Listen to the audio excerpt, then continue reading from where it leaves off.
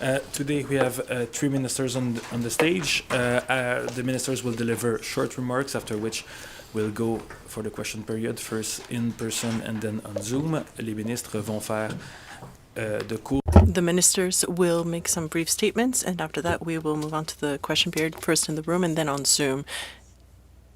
If you are on Zoom at this time and you are participating in this presser, I encourage you to use the raise hand function at any time during the press conference, and we will move on to you afterwards. Raise hand function at any point, and I'll hand you over the mic after the press conference. On that, ministers, you have the floor. Merci, Monsieur Proulx. Thank you very much. Good morning. I know what I know is a very busy Friday. Ces dernières semaines, nous avons. These past few weeks, we have all lived through sometimes difficult, brutal moments, especially they've been shocking. The U.S. administration's repeated contradictions have brought more questions than answers. Questions about possible job effects, the effect of tariffs on those jobs and employers, the certainty of paychecks, and whether Canadians will still have work in a week's time, much less a month. We have heard those concerns and obviously feel compelled to act upon them. These are difficult times, perilous ones even, but they are also clarifying times. Canadians are right to feel confused. The federal government, and indeed governments at all levels in Canada, have watched the U.S. administration's chaotic messaging with great consternation and bewilderment. Mais nous sommes unis face à une menace. But we are united to face this threat, and we are coordinated, very much coordinated in our response. War was about securing the border and ending drug smuggling. Then it was about migration and the flow of people going south. And then, puzzlingly, it was about American banks or the auto sector. As we say, where I come from, du n'importe quoi. The Prime Minister, the Finance Minister, and several of my cabinet colleagues, including the two who joined me here today, have outlined our retaliatory plan. Today, I'm outlining the mitigation portion of our plan and the steps we are taking as a government to protect our workers and see them through the crisis, come hell or high water. Aujourd'hui, je présente. Today, I'm presenting the mitigation component of the measures we are taking as a government to protect our workers and allow them to get through this crisis, come hell or high water. But we are a united one. In this moment of maximum peril, the likes we have never seen from a friend, an ally, no less, the federal government must stand tall and stand by fellow Canadians. And stand by we will. Because in Canada, we support one another.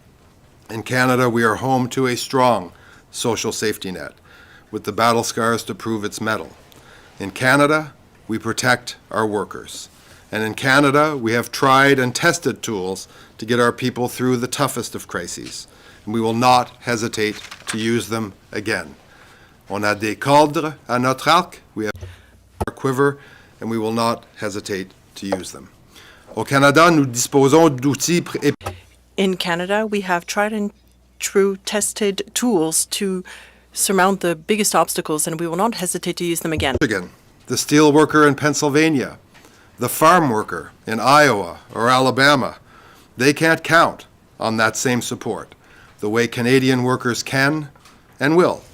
So today, under my authority as Minister of Employment, Workforce Development and Labour, I'm announcing new temporary work-sharing measures that will come into effect today. J'annonce aujourd'hui que de nouvelles mesures.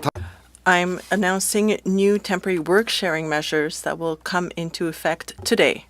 Measures will help more employers and workers access the support they need to address the harm they have already suffered and the harm we foresee based on our current assessment. These measures will provide stability to our sectors at a time of great unrest and uncertainty. And more than anything else, they will help keep more workers in their jobs, more businesses running, and more factory floors humming. The work-sharing program is not a well-known program, but it is a vital one, and one that has repeatedly proven its utility and value, and one that has been accessed, I must say, more frequently of late. The program allows employers to keep workers on their payroll, in their jobs, without resorting to layoffs. It does this by temporarily reducing employee working hours during slower periods so that workers can stay on the books until normalcy returns, at which point they would return to work full-time. Le programme de travail partagé permet aux employeurs The work sharing program allows employers to keep workers on their payrolls without having to resort to cutting jobs. They temporarily reduce working hours during slower periods so that they may remain within the business and on the payroll until things return to normal, and then they can resume full-time work. to keep their jobs and the benefits that come with them. Employment insurance work-sharing benefits would then cover most or part of the lost wages brought on by reduced working hours. Since 2019, work-sharing has helped employers right across Canada in a variety of sectors and helped them avoid laying off as many as 100,000 people. That's 100,000 more people adding to our economy, 100,000 families, 100,000 people not having to worry about where their next meal or how to pay the bills will come from if they were unable to make next month's rent or any other household expenditures. And that's 100,000 fewer Canadians losing their job. So this program works. Et pour aider davantage. To further help businesses and workers to benefit from this program, we are making some changes to broaden the types of employers and employees who can benefit from the work sharing program. For-profit and charitable sectors are now eligible, as are employees working in cyclical or seasonal jobs. We are also expanding the maximum length of agreements from 38 weeks up to 76 weeks. We are moving ahead with these changes despite yesterday's pause, because businesses and workers need assurances right now. We know the uncertainty that is out there. We know that uncertainty in many ways is worse than the proposals themselves, because businesses are frozen in their investment decisions and other issues. So we want to make sure that they have the comfort knowing that we have this backstop in place. Many are already using the work-sharing program in anticipation of more threats and more uncertainty. So we're taking a calibrated response to address the uncertainty and damage this trade war is bringing and the risks it is creating for our businesses, our workers, and all Canadians. Nous prenons donc des mesures calibrées pour faire. We are taking calibrated measures and a calibrated response to face and reduce the risk and the uncertainty faced by all Canadian businesses and workers.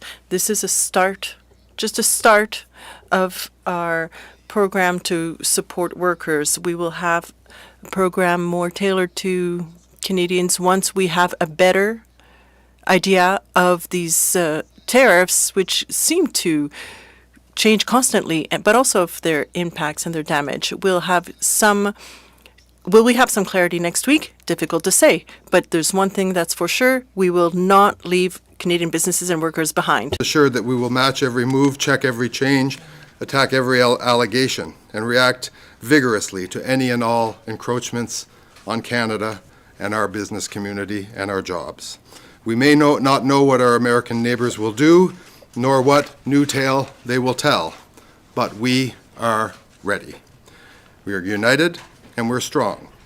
In the face of an unprecedented breach of our most cherished relationship and a clear shot at our sovereignty, we will not retreat, nor should we. We will rally to defend our values, our solidarity, our sovereignty, and all hardworking Canadians, because Canada is free, Canada is sovereign, and Canada is forever. Les Canadiens sont aujourd'hui plus proches les uns. Canadians are now closer together than they were 6 weeks ago. Closer than they were 6 weeks ago. I spent the last 3 months meeting with provinces and territories, touring the working towns, the union halls and businesses right across this country. These meetings confirmed that closeness. We all agree this will be tough, but we will get through this. We will prevail, and we will prosper. Nous l'avons fait en 2016, nous l'avons fait. We did it in 2016, we did it during previous slowdowns, and we're doing it again today. Let us be bolder, and let us be even braver. Vive le Canada. Thank you. Merci beaucoup, and keep those elbows up, my friends. Over to my colleague, Mary Ng. Well, thank you very much, Stephen, and bonjour tout le monde, and good afternoon, everyone. You have seen yesterday that our government had worked successfully to get the tariffs suspended for CUSMA compliant goods to be exported to the United States for 30 days. And while we must continue to work to mitigate these unjustified tariffs from the United States, our government is ready to support Canadian businesses. So today, I'm very pleased to announce that we are launching a new trade impact program through Export Development Canada. And that is a $5 billion additional facility to help Canadian businesses tackle the challenges imposed on them by these U.S. tariffs. Ce programme sera disponible. This program will be available starting now and will provide support to Canadian exporters who are eligible as they navigate and try to face the uncertainty in the market. Will help. First, they're going to provide working capital solutions to help companies manage existing contracts and to address the potential decreases in U.S. sales. Second, EDC's credit insurance will help protect companies from losses in the event of non-payment from their foreign buyer when shipping goods or providing services internationally. And this will help our businesses to continue to have the confidence to continue to export during these uncertain times. Third, EDC's foreign exchange facility guarantee will help businesses manage the risks that will arise from currency fluctuations, allowing them to stabilize costs and protect their profit margins from adverse currency movements. Finally, EDC's financing solutions will help Canadian companies scale up their operations outside of Canada and help them increase their capacity for trade in different markets or to acquire a foreign company. While our trade relationship with the United States remains important, we must also continue the work that we have been doing since 2015, and that is to diversify into markets beyond the United States. We have 15 free trade agreements where Canadian companies have access to over 65% of the world's economy across over 50 countries.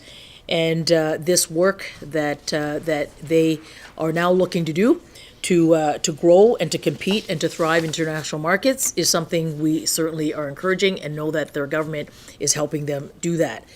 I want to speak for a moment to our small and medium-sized businesses who have told us in particular that they are vulnerable and disproportionately impacted by these tariffs. So the program that we are standing up here through EDC is really designed to also prioritize the needs of small and medium-sized businesses, providing tailored supports to them so that they can continue to maintain their competitiveness in these challenging times. And beyond the new Trade Impact Program, EDC's full suite of services continues to be available for Canadian exporters and businesses. This is export insurance, it's financing, it's business connections into those markets, ongoing market intelligence and insights to help them navigate through this time. I also want to take the opportunity on behalf of our colleague, Minister Macaulay, the Minister of Agriculture and Agri-Food, to make an announcement on his behalf. Farm Credit Canada is prepared to offer $1 billion in new lending. This significant initiative is aimed to help alleviate the financial challenges facing our agriculture and food industry. And in these times of uncertainty, it's vital to make sure that we continue to support our agricultural community so that they can continue to weather these challenges and to continue to be the successful, vibrant sector that they are here in Canada. So the Farm Credit Canada's program is launching the Trade Disruption Customer Support Program, and this new program will offer relief to both existing customers and new applicants who meet the lending criteria. Features will include access to additional credit line of up to $500,000, along with new term loans specifically designed to help businesses navigate through this particularly challenging time. And to the FCC Farm Credit Canada customers, there's also an option to defer the principal payments for up to 12 months on current loans, another measure that will help ease some of the financial pressure and for our agriculture businesses to ensure that they can continue to weather through this. These steps underscore our government's resolve to make sure that our businesses continue to be resilient and to ensure that all of our businesses in all sectors, and here in particular in the agriculture and food industry, and our farmers and our producers continue to contribute so enormously as they do to our economy, and they really are so important to our trusted food supply chain. And as Minister McKinnon has said, we know that this is a time of profound change. We know that there are challenges ahead, but we also know that Canadians can meet them at this time. And when we come together as Canadians and we support one another, we are capable of doing extraordinary things, even in uncertain times. There aren't limits to what we can achieve. You're seeing that in Canadians and how together they are. And I think the spirit of unity and determination is what is going to hold Canada through this. And our government and we here are going to continue to do the work to support our businesses, support our industries, support our workers, and our communities from coast to coast to coast. Merci beaucoup. And now I'm going to hand it over to Minister Valdez. Steve. Thank you, Steve and Mary. Good afternoon, everyone. Small businesses are the backbone of Canada's economy. Elles représentent 98% de nos entreprises. They make up 98% of our businesses, create nearly half of private sector jobs, and drive a third of our economic output. And right now, they're being senselessly targeted. Few weeks, I've been meeting with small businesses from across the country, and they shared their frustrations with me. The canceled orders, the supply chain disruptions, and the uncertainty. Our government has listened, and we are here to take additional action. For businesses targeted by tariffs, our government is enabling the Business Development Bank of Canada to provide $500 million to help you adapt to the new reality, to strengthen your operations, and diversify your markets. This support includes favorable loans between $100,000 and $2 million. These loans will be at a preferred interest rate at BDC's base rate minus 2%. This will reduce borrowing costs when businesses need it the most. We are also ensuring flexible repayment terms with up to 12 months of deferred principal payments to provide relief and stability. And we are expanding BDC's expert advisory services so businesses can strengthen their financial and operational strategies, equipping them with the tools that they need to adapt and grow. To Canadian small businesses, you've built this country's economy. You keep our communities strong, and we will always have your back for as long as it takes. And to all Canadians, there's no better time to choose Canada, to shop local, and to support Canadian small businesses. C'est le moment de choisir le Canada. It's the time to choose Canada, to shop local, and to support Canadian businesses. Because when we invest in our fellow Canadians, we are building a stronger and more resilient economy for everyone. Thank you and merci. Merci, thank you. On va maintenant passer We will now move on to the question and answer portion. a short answer, a short question and short answer, so we can pass as many as we can. On va commencer par Maxime Muir, Radio-Canada. We'll start with Radio-Canada. Yes, hi, Mr. McKinnon. I'm here. All right. I wanted to know, you talked about uncertainty that we see from the U.S. administration at the moment. How long are you thinking of keeping this type of supports in place? The Workshare program is already in place. It's in place today, and we will broaden its scope. The measures will be in place for as long as we need to have it in place. I believe that's a decision that will be made on a monthly basis. But of course, there are agreements that will be concluded between the businesses and workers. Those will continue, and businesses would still be eligible because we are making the criteria more flexible so that we can get businesses through to the end.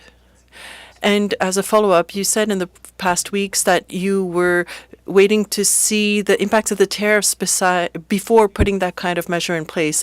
Are you making an announcement today because you're already seeing specific concrete impacts from the tariffs? Yes, I know my two colleagues here have also mentioned this, or they also mentioned this earlier. We are finding that there is uncertainty. People who wanted to or who must make investment or employment decisions, they're a bit frozen. That's very regrettable. We, of course, are on their side, and we are looking to clarify the situation. The best way to do that is to stand firm, to stand firm with our principles. Our position is quite clear. Remove tariffs. These are not well-considered tariffs at all on their part. We have retaliatory tariffs in place, and they will remain in place until the American tariffs have been reduced. We don't accept these tariffs.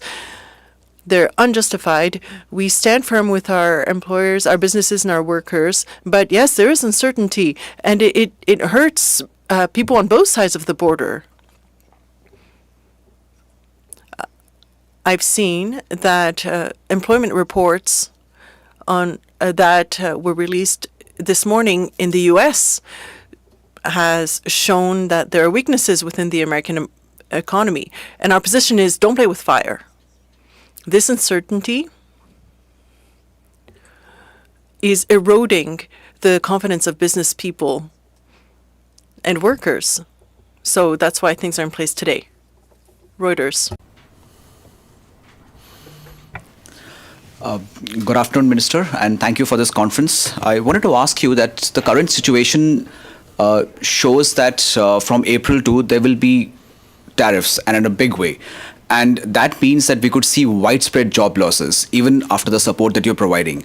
Will the government be open to providing some kind of a support in the form of what we did during the pandemic, where you were handing out checks to people who were losing jobs?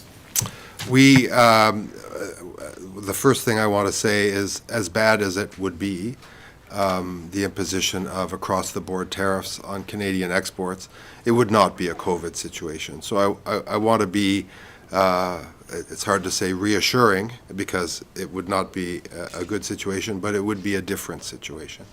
And we believe that it would be a more slow-rolling economic impact. And so, therefore, our response to that would be as customized as our response was during the pandemic.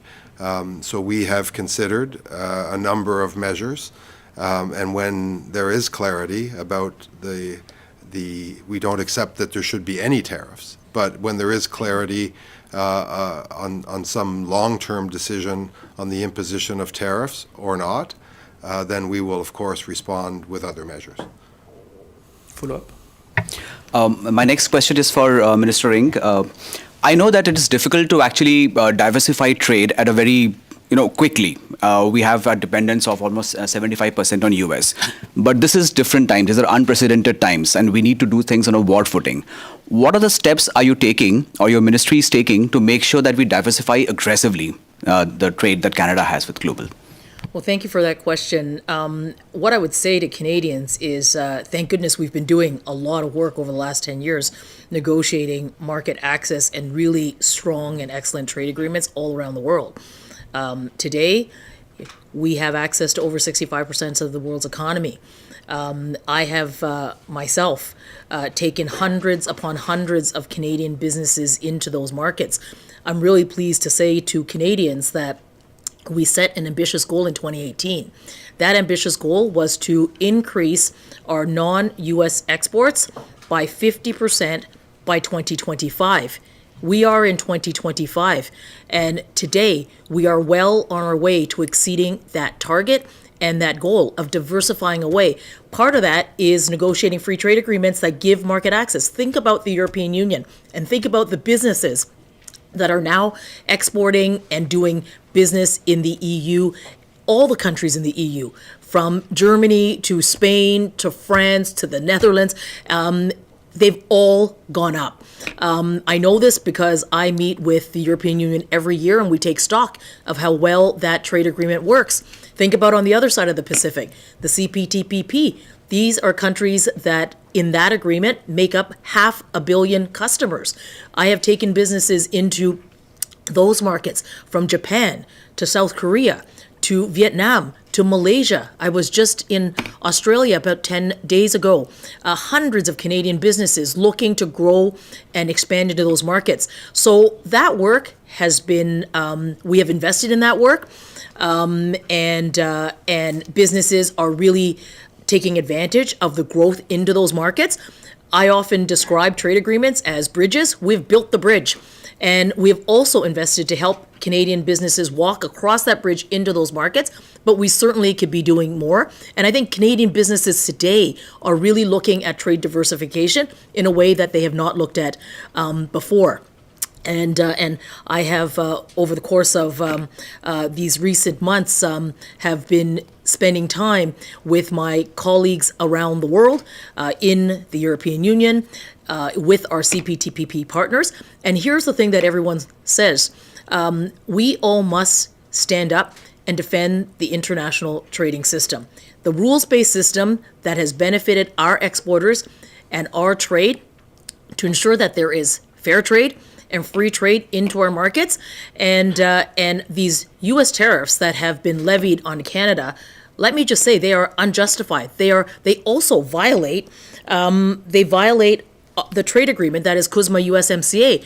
They also violate the international trade agreement standards at the WTO, of which the United States was part of creating in the first instance. So Canada, in response to these unjustified tariffs, have filed both at USMCA, CUSMA, as well as the WTO. We did that at the same time that these tariffs have been levied on Canada. But to answer your question on diversification, we should be doing more, but we certainly should be doing more.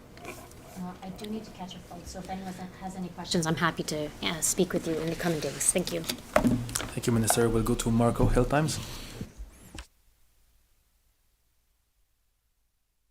A lot of some changes to the EI would be coming to make it more flexible and accessible. I see these changes are coming to the work share agreement. Is this it, or will there be any further changes to the EI? So anything like waiving the 1 week waiting period, anything along those lines? We've considered a series of measures, of course. Let me just say as firmly as I can, we will respond to economic conditions that are brought on by the unjustified imposition of tariffs. We have a series of measures we can roll out that I have the authority to roll out, and when this ball stops bouncing, we will, of course, be returning with other proposals. And Mr. Ng, just about the complaints that Canada has raised to the WTO and through CUSMA, is there any sense that these whole processes seem like they take forever in terms of finding judges to adjudicate these decisions?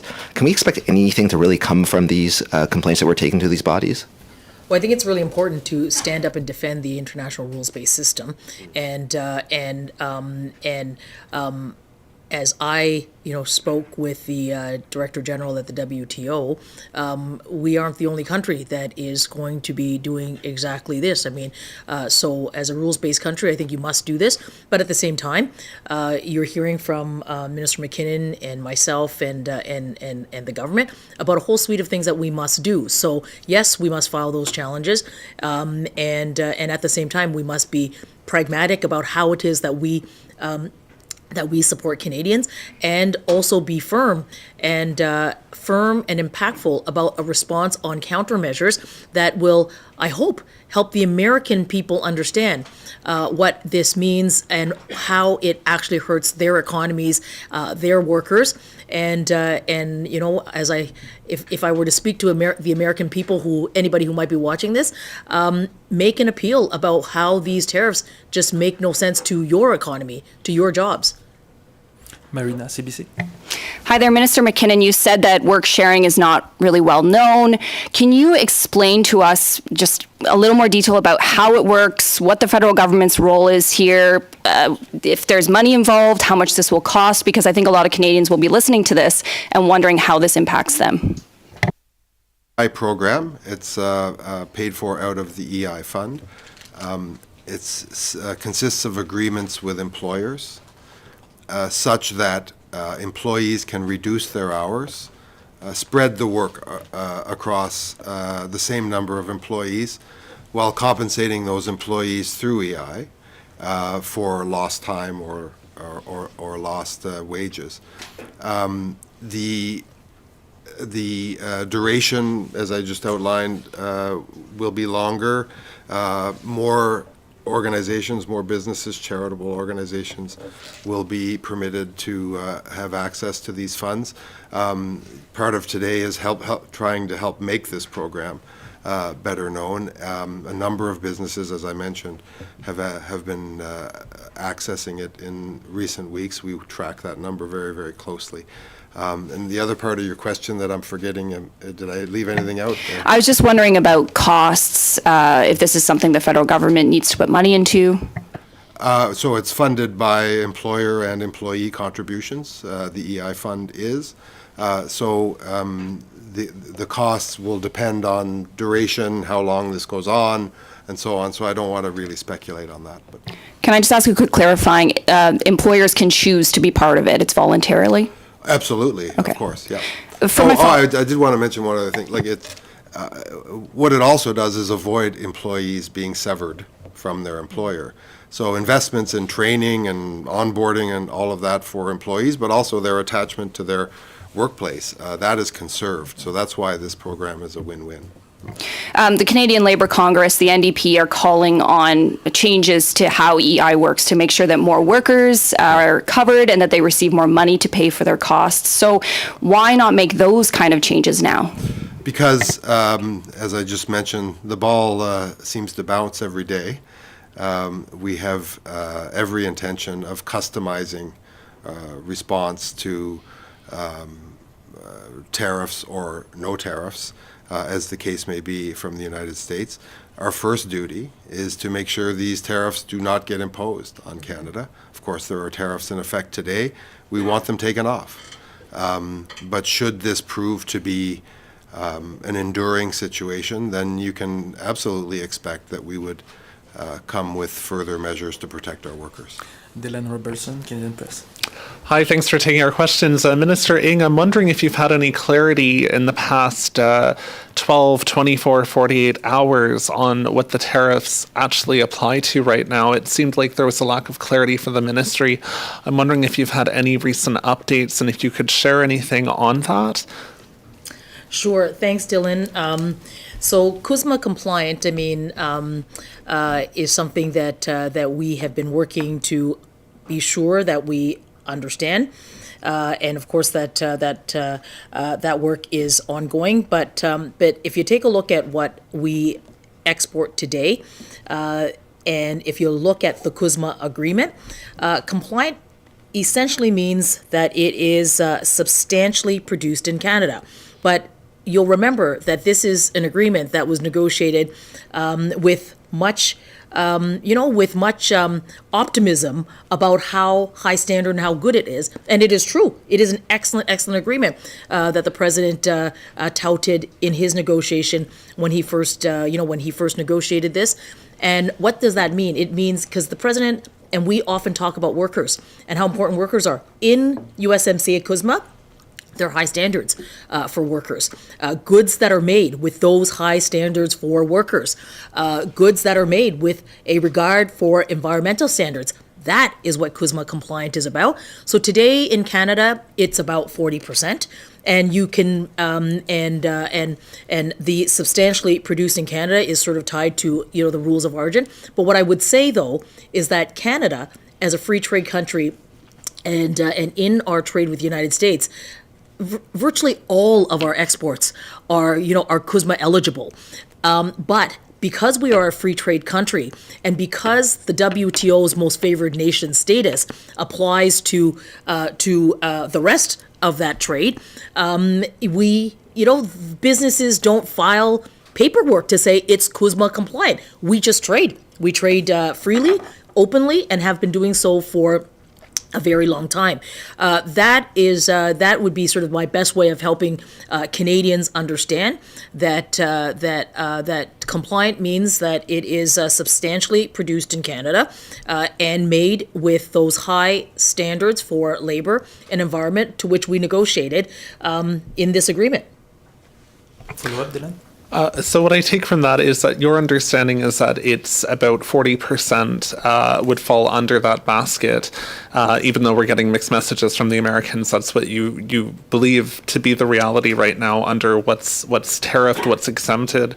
And just a follow-up question about the dairy comment. Right before this press conference, Donald Trump talked about 250% tariff on Canadian dairy as retaliation for his view of TRQs. I'm just wondering if you have any comment on dairy, and if you could just confirm that is your understanding of what is under the tariffs right now. Well, we will endeavor to provide more clarity to Canadians because I think that's really important. And I want to maybe bring us to where I think it's really important, which is that our top priority is to work to get these tariffs removed. And we just must do that every single day. You have watched us do this every single day. That's what Canadians are expecting of us to do, and therefore that is the very top priority. With respect to dairy, I learned about it just as you said, just as I was walking into this press conference, and look, I mean, these tariffs, if imposed in that order of magnitude, is completely unjustified, and we'll have to understand what that actually really means. Having learned at it the same time you have, we'll have to go back and understand what that really means. But to Canadian businesses and our workers, we just need to keep doing the work, which is top one priority, and getting these tariffs removed. Bill Globenville. Hi. With this April 2 deadline looming, it seems quite likely that we could be in the middle of a federal election campaign. Could you explain what is your understanding of what you and your cabinet colleagues can and cannot do in response to whatever's coming from the United States during an election campaign? So obviously ministers remain ministers, election campaign or not, but there is, of course, a convention that major decisions must be deferred. That, in my interpretation, does not extend to emergencies. That's, in fact, why you would have that kind of continuity. But suffice to say, I think the large cleavage was perhaps identified this week. You had Mr. Poilievre committing to take all tariff revenue and plow it into broad-based tax cuts. You had others in the Liberal Party talking about protecting workers and protecting those businesses that are affected. So that would be, I think, one of the great debates that would occur in a notional, hypothetical election campaign. But before going too far down that road, the Liberal Party will have a new leader this weekend, and that person will decide about the timing of an election, so I don't want to advance too far down the road of hypotheticals of what might occur during that election. But we'll be equipped to respond in all ways that are necessary and vital to Canada whenever that decision comes down. This week, the NDP called for Parliament to be recalled to pass some kind of emergency package. I know you have some powers under the employment insurance law to do things by regulation, but some do require legislation. So can you explain where the line is? What can you do on your own versus what would require a parliamentary legislative change? So I can, and we have considered many measures that could be as tailor-made to the situation as the EI fund can be, and I'm persuaded that we have all of the required powers under the Act that Parliament has granted me to be able to react to a situation such as a blanket imposition of tariffs in Canada. Further aid,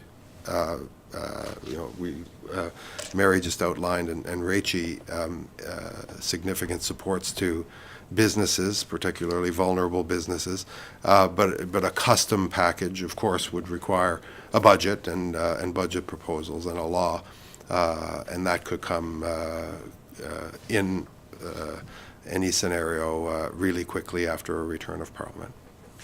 Greg, Market News. Hello.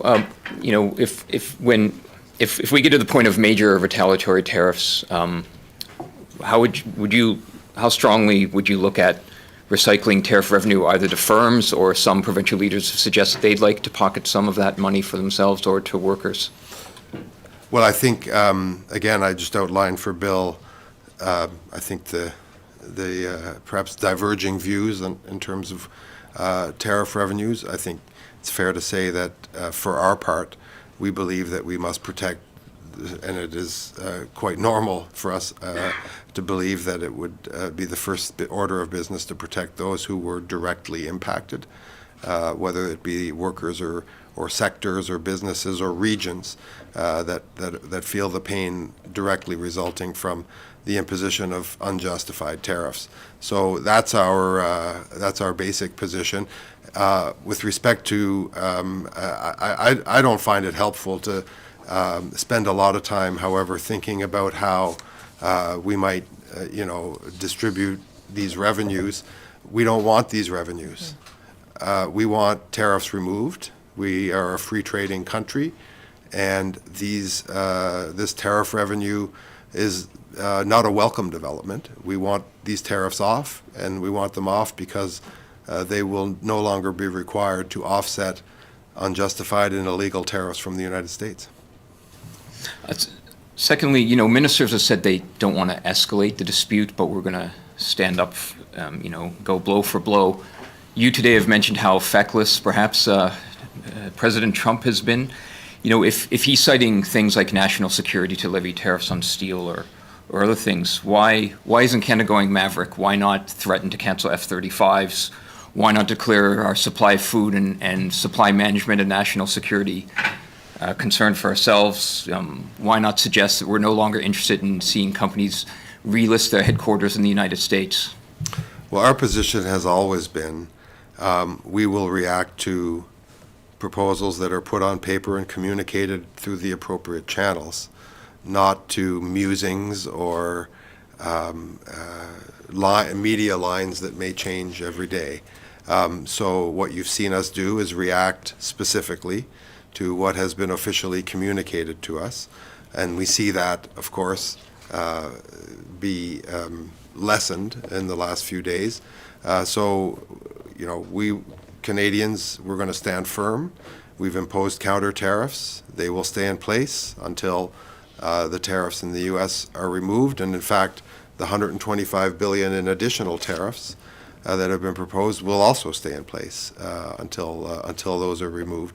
And I think that has been a very clear, transparent, and firm way to deal with this situation. I might just add a point to that. I mean, we have always said that in the planning, that everything is on the table.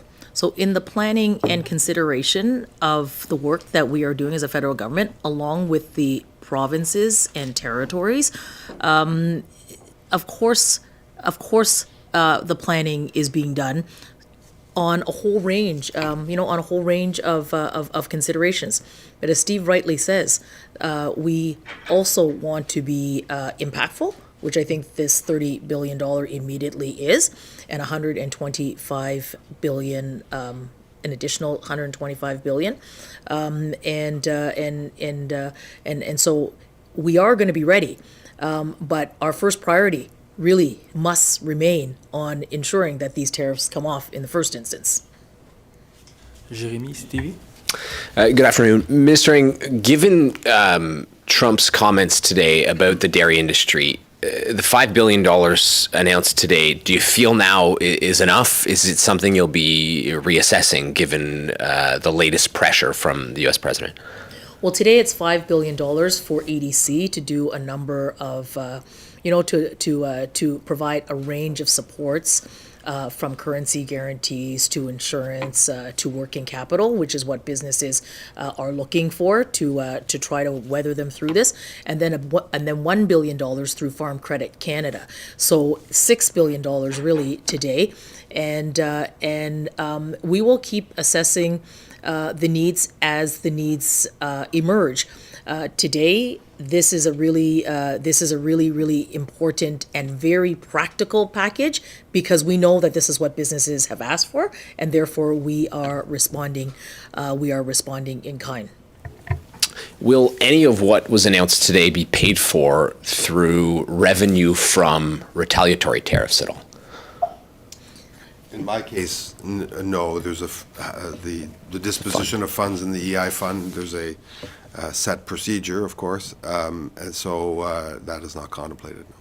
Yeah, it isn't either on EDC and on FCC either. Joanna, the logic. Hi, thank you for taking my questions. This is Joanna Smith with The Logic. So first, Minister Ng, I just want to follow up on Dylan Roberts' question regarding the 40%. So 40%, it matches closely to the 62% figure that the White House was sharing yesterday in terms of what they considered non-CUSMA compliant. I think there's a lack of clarity still for the rest of us about where these numbers are coming from. So can you share, first of all, any database, like what exactly is the 62% and then 40% obviously on the positive end coming from? So let me just say this. I mean, virtually all of our product lines, all of them, are CUSMA eligible because of the WTO MFN status, as well as eligibility, as well as just CUSMA. CUSMA really means that it is substantially produced in Canada, and substantially produced in Canada that also have those high standards for labor, for workers, and for the environment. Businesses can indeed become CUSMA compliant. It does require, businesses don't do this today because we freely trade. So they don't have to file paperwork that demonstrates that their product, their good, is substantially produced in Canada. We are in the process of making sure and supporting Canadian businesses to do that work because we want our businesses to come out from under these tariffs. The work, as I say, and as we keep saying, the goal is to get them removed. But in the meantime, we are going to do this work to help our businesses, become CUSMA compliant. Virtually, like I said, virtually all our trade is CUSMA eligible. But you can imagine that today, if I have been, if I've been trading with the United States for decades upon decades, I'm not sort of saying, I'm not filing anything that says it is substantially produced in Canada. It is just what we have been doing through MFN and through the most favored nation status through WTO. But there are some products which would be known to all of us, like manufactured goods or a car part, for example. Those products, in the way that it moves across the border, has a process that actually deems them makes them CUSMA compliant because there is actual X percentage of this part is substantially Canadian, Canadian through the rules of origin. So there are some industry, some products and sectors that are that, and of that is the 40%. The rest of it just moves freely. Back and forth, or it moves freely to the United States because of it being an MFN status, WTO. It's WTO MFN status, so it moves freely, tariff free into the United States. We are going to have to work now with Canadian businesses, and it really is sort of a bit of a questionnaire that says, yes, our product is substantially made in Canada, which of course it would be when we were exporting it to the United States, and that it meets these standards. But it certainly is a barrier to businesses that I certainly don't want us to be doing. I would rather us work together to get these tariffs removed. That doesn't help us be. It doesn't help us. Help our businesses. And frankly, as I would say to the Americans, it doesn't help you. And I'll give you an example. I just talked to a business. I talked to a CEO yesterday, and the CEO said to me that 40% of what they buy comes from the United States. They buy from the United States. So 40% of what comes in, they buy on a 90-day cycle. So what he said to me yesterday is that 30 days, please, Minister, do everything you can to get these things off, because 30 days, does that mean now that I'm going to tell the American supplier, we're a great customer, that I'm going to tell the American supplier that I'm now going to decrease my order? And the reason I have to decrease my order is because it's now that much more expensive, and I can't anticipate or calculate what, what I'm going to put the order in for. Who loses in that instance? I'll tell you who loses. The American company. The American company that is selling to Canada, that is, because we are a great customer, and remember, Canada is the largest customer to 36 American states.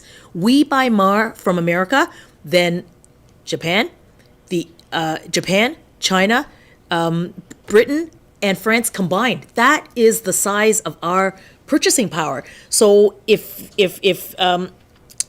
these tariffs are, well, not if, these tariffs are in, and it's going to impact those American businesses. And so our first priority has got to be getting these tariffs removed. Thank you. I have another question for Minister McKinnon regarding the work sharing on EI. So obviously, both reducing the hours worked and drawing on EI would, I would assume, affect one eligibility to continue on EI in the event that they get laid off later down the road. So you talked about tools in the toolbox. Like, is that one of them, that to be further using of EI later? So let me be clear. If you benefit from a work-sharing arrangement and are subsequently laid off, that does not affect your eligibility for full eligibility for EI benefits. And sorry, what was your second question? Well, yeah, just if I was right on that, which I guess I was not, whether that was something up for consideration. Yeah. Well, and you heard me talk about a series of other measures that we would consider, depending, again, customizing it to the situation that we are ultimately faced with. Il y a très peu de questions en ligne. On voit Émilie Bergeron. There are a few questions online. We see Émilie Bergeron from the Canadian Press. Go ahead. Yes, hello, Minister McKinnon. The measures total $6 billion. How did you and will you balance between what was announced today and the government's willingness to manage public finances and to keep fiscal balance in the expenditures? Thank you, Emily. First and foremost, the work sharing measures are funded through the EI fund. Of course, there are financial repercussions, but they will not impact in any way the fund or how balanced it is in the future. The measures that were announced by my colleagues this morning are loans, even if they are loans below market price. The impact on Crown corporations is fairly minimal. So you will not today see major fiscal measures in the budget that are new or that would really impact our predictions. Question. You stated that we would need a budget and a series of new measures with a looming election campaign. Could that limit what you'll be able to do in future? Or does it change anything? Well, again, I hesitate to get into these hypothetical scenarios. First and foremost, these tariffs seem to be hypothetical because we hear something different each day and each and every day. But let's be quite clear. On the Liberal Party side, we believe that if there are unjustified tariffs levied, that we must assist and support the impacted sectors and workers first. Our adversaries, or our opponents rather, seem to think that we do not need to support or protect these workers, regions, and sectors, but we firmly believe that that is the case. We must support them. And this is a hypothetical situation of tariffs and an electoral campaign. Well, the Liberals party will focus on supporting workers. Hi, ministers. Can you hear me? Yep. Yes. Excellent. Okay, yes, I'm Jillian Piper with Global News. Thanks for taking questions today. My question to you is that Donald Trump said in his remarks today, quote, Canada has been ripping us off for years on tariffs for lumber and for dairy products, 250%. Can I get your response to that claim? Well,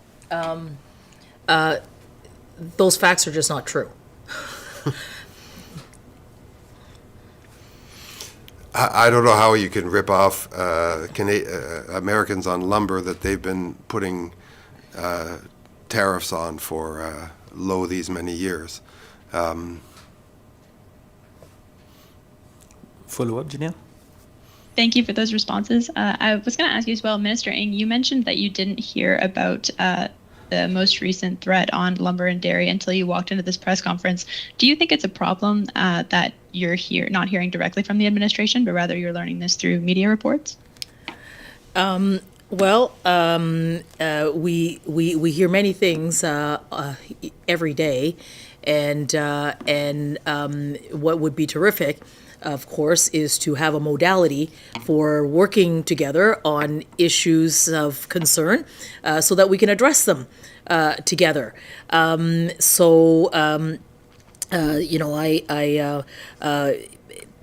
This is something that we have been dealing with on a regular basis, and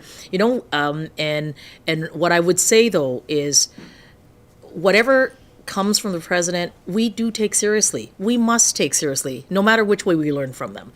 And at